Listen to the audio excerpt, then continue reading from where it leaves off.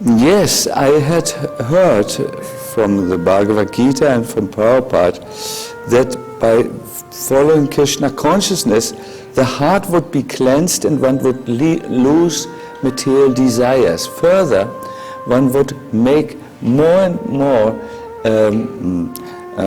taste or experience of Krishna. But after 20 years of practicing, I could see that my heart was not becoming so pure. I was not a pure devotee by any standard, nor was I really having significant experiences. And here came a crisis. You must know that I was not looking for a community to join. I was not looking to be part of a society or of interesting people. I wanted a spiritual experience.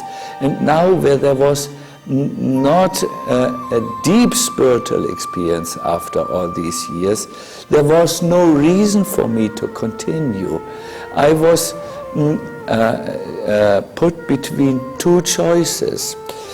Either I would leave the movement and try to make spiritual advancement on another path, or I would discover something which I had overlooked all these years that would help me to purify my heart and make that spiritual experience of Krishna.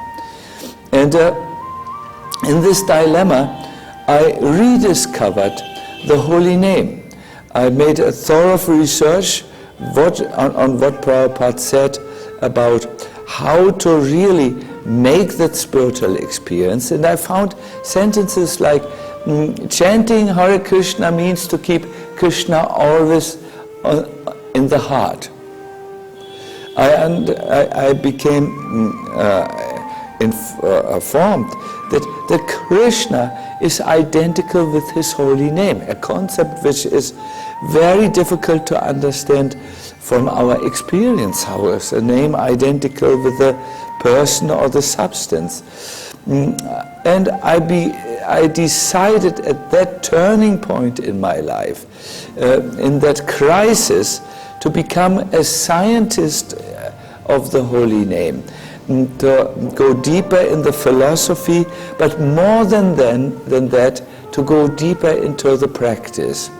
I made the decision to spend 1 month out of a year just chanting, hiding somewhere and only focusing on the chanting.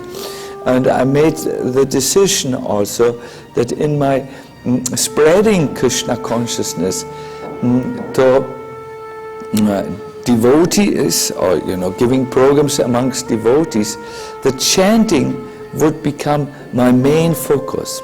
And even in my programs to totally newcomers, the understanding of sacred sound, meaning it is carrying a divine presence or a divine energy in it, that would become the focus.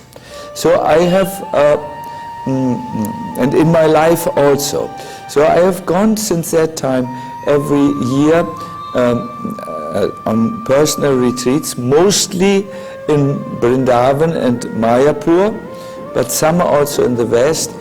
And I have given a lot of attention during our public programs and our yoga expositions. There's a world exposition, but we founded the yoga exposition where we had up to 12,000 people as guests for a few days. I decided to concentrate on this mystery that in spiritual sound there is tremendous potency in the entirely spiritual name of Krishna, that is Krishna, but also spiritual sound is imbued with the presence of the Lord, so that anyone who comes in contact with it experiences both the purification of the heart and the manifestation of Krishna within the heart.